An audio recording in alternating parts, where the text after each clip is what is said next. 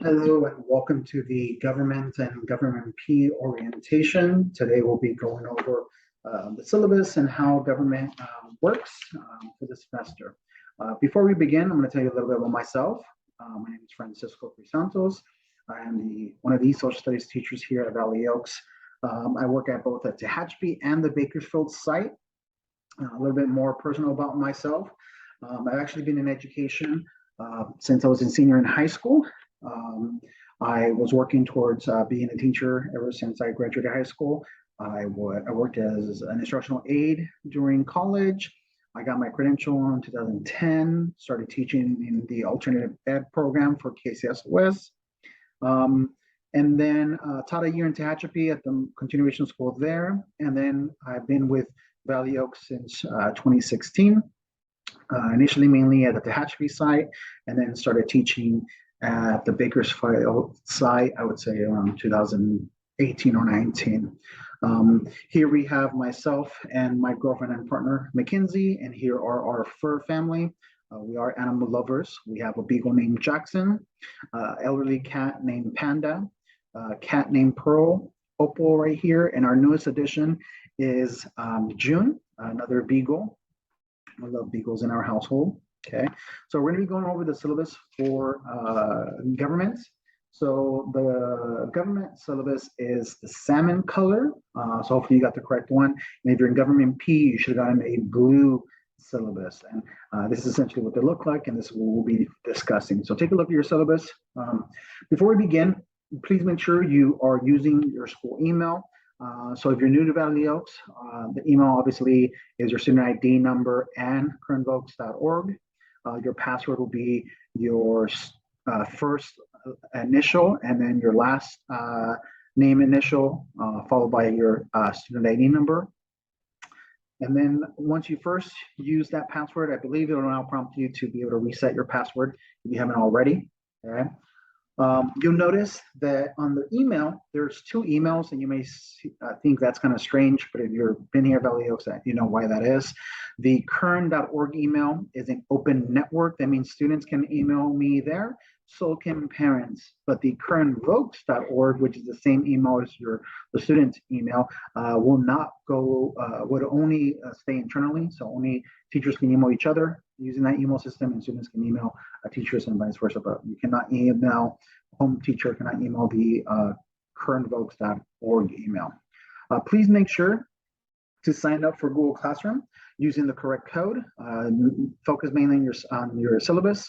You'll see the Remind code there as well. We are utilizing Remind to communicate directly via the Remind messaging system, but also you can make phone calls there if you have not utilized that feature. So I'll be using that as one of the form of communications along with email.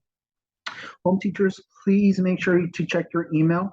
We do utilize Parent Square in my class, mainly for parents. I use that as a platform for me to not only post the guided notes, the handouts that your students will receive in class, but also the answer key. So please be sure to check your email, check your junk mail if you have not received that Parent Square notification once I create and post the first announcement, which will be on Tuesday, possibly Monday actually, with the answer key, which you actually already received a hard copy if you came on campus and picked up your your handouts on Friday, August 12th. Okay. This is the textbook and the consumable they will be utilizing throughout the semester.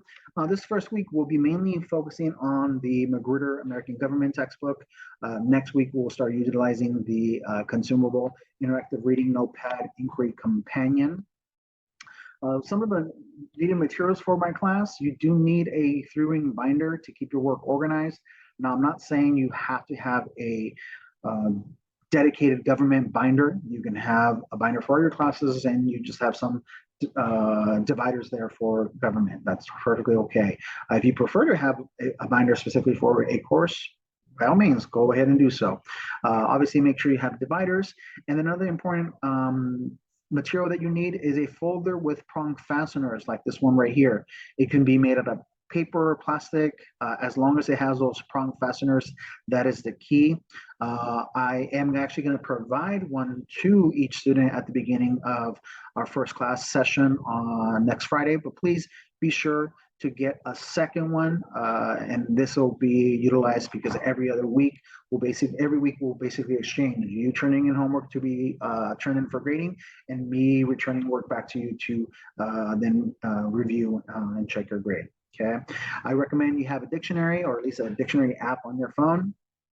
Color pencils and highlighters, mainly if you're one of those that wants to be organized and color coded. We won't be needing those necessarily to color maps. We won't be doing that in government, but it can be a helpful studying tool. Okay. Recommended apps: Google Classroom, Google Drive, Google Doc, Google Slide, Zoom, and Adobe Scan are some of the apps I would highly recommend that you have on your smart device. And some recommended browser extensions on your Chrome browser would be Zoom and Kami, and maybe also Screencastify if in the future we have a presentation you need to present and you're going to miss class, you can record a presentation using Screencastify. Okay, just a general breakdown of the course description. So obviously this is U.S. government, and the purpose of this class is for you, the student, to have a deeper understanding of our American government and the institutions that make up that government, to compare the U.S. government to other countries, look at the history and kind of the changing interpretations of one of the most important documents, which is the U.S. Constitution, the Bill of Rights, as well as the current state in our government, such as the legislative, executive, and the judicial branches. And ultimately, our goal is to help you as a student to be a more civically aware individual, to help you prepare to make your own decisions when you vote, help you participate in the community and engage in your community, and also assume those responsibilities that go hand in hand as a U.S. citizen and an adult. Okay. Next category we'll be looking at is grading. In our class, participation makes up 10% of your grade. That means any of the assignments we can work on in class, you don't finish them in class, you will need to finish them afterwards because it is 10% of your grade. Homework is 25% of your grade. Essay and projects is 25% of your grade. And then quizzes and tests is 40% of your grade. Okay. Here is the breakdown of semester grades. This is the same formula that is utilized by all the teachers here at Valley Oaks, and should be very familiar to you that are here in Valley Oaks and maybe in other schools. As far as our assessments or quizzes and tests, we will have weekly quizzes. You can retake a quiz if it was below a 70%. And then we will have a test at the end of each unit. You are allowed to do test corrections or to retake a test. If you do test corrections, it is actually an open book test correction that you can do. You cannot do both. You have to pick one or the other. And at the end of the semester, we will have a cumulative semester final. And if that final actually will be equal to every other unit test, okay, it will be the same value. It won't be worth any more or less than previous unit tests, but it actually will be worth more for those students that actually need to help bump up the grade, being that what I do is that if you happen to perform better on your semester final than a previous low performing test that has not been retaken, has not had test corrections, I will replace that low test score with whatever your semester final is. Okay. Late work and my deduction policy is late assignments will be penalized 20% each week that the assignment is late. For example, if you have an assignment that is 2 weeks late, then that means the maximum points you can earn for that particular assignment will be 60%. And this would be due to a 40% deduction that you received for the assignment being 2 weeks late. All assignments are due at the beginning of class unless otherwise stated. And another deduction that does happen mainly only on government P students is that your homework needs to be graded by your home teacher and signed. And if it is not graded and signed by the home teacher, it will automatically be deducted 30%. So please be sure, students, college prep students, that you are respectful of your home teacher's time and don't just ask them to grade your work that morning as you're trying to come to school. please complete your work in a timely manner. Give your home teacher opportunity to review and grade your work before you ask them to grade it, okay? For government students, it's not required for the home teacher to grade the homework, but it's highly encouraged, especially if you consider the fact that your student will not get that homework back until the following week. So it would be essentially 2 weeks before they finally learn how well they did in that particular week's homework assignment. So I would highly encourage a home teacher to grade your student's work. And in both cases, if the home teacher is grading the work and your student then fixes the grade and the home teacher changes the grade again, I am totally okay with that. The main goal for this class is for students to learn. And if they learn through initial failure and fixing their mistakes, then that's perfectly okay. Okay. The goal of the homework is to create these tools, these notes that they can then utilize and refer to help them study for their tests, to help them study for quizzes and for the semester final. Okay, so I'm going to skip over this area, the home teacher expectations. Please read them carefully on your own. Same thing goes for the student expectations. And so what I will be jumping into here is the pacing guide. And I wanted to point out why I am assigning homework actually starting on Tuesday for government. There's actually not 19 weeks, there's actually 18 weeks. And when we actually look at the Friday schedule, then we're really left with just 17 weeks because we do lose that Friday at the end of the semester. And so this is a reason why we need to start early to make sure we are able to actually complete the curriculum for this textbook by the end of the semester. So as far as our homework handouts and kind of how they correspond, and so this is where I kind of refer back to the home teacher expectations. So here is a general breakdown of kind of like what are the options of what students can complete. So when your student received or will receive their weekly homework assignments, you'll notice that in the assignment list, it mentions suggested assignments. And what that means really, this is what I recommend for your students to complete for this week. But you as the home teacher do have the option and ability to modify and adjust the workload as you feel is appropriate for your students' learning. And so you have options such as having your student complete Cornell notes or creating outlines for that particular reading, creating their own notes. You will notice that this week we are working out of the textbook and I am assigning questions out of the textbook.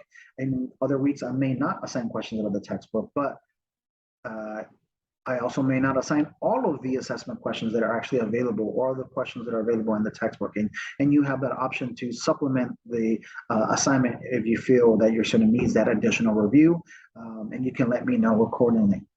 As far as the vocab is concerned, students can create either a vocab list, they can do flashcards, or any other type of note-taking system that they can use back and refer to help them study those key terms and names as well. Okay, so what you'll notice is a list of the page for first the page numbers and what we're working on this week, total vocab list here, followed by the suggested assignments, such as, again, reviewing the key terms and names. That's creating the descriptions for those vocab terms or names, and then the assigned questions. This actually is a little different on this slide than what's actually in your handout. Okay. And then here's actually an example of the consumable. We're not working out of this consumable this week, but you get an idea of kind of what it looks like and what you'll be working out of. And actually write on this consumable. And here's our agenda.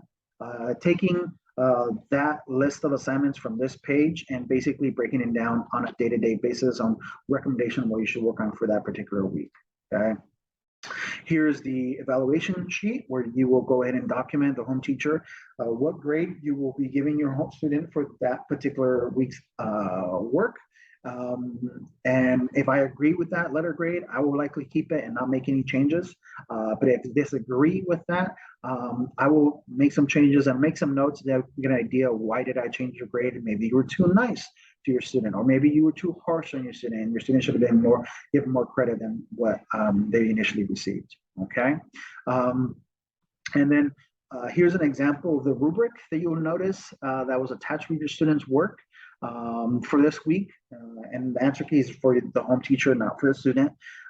And just to kind of help you read this a little bit easier, what you're seeing here is all of the questions that are there on page 7 and the answer key to those questions.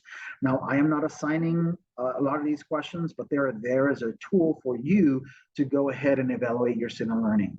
The main thing you should actually be looking at and paying attention to as far as what I assigned this week is the assessment questions located here on page 11. You can see the page number here. Assessment questions, and these are the answers for those particular questions.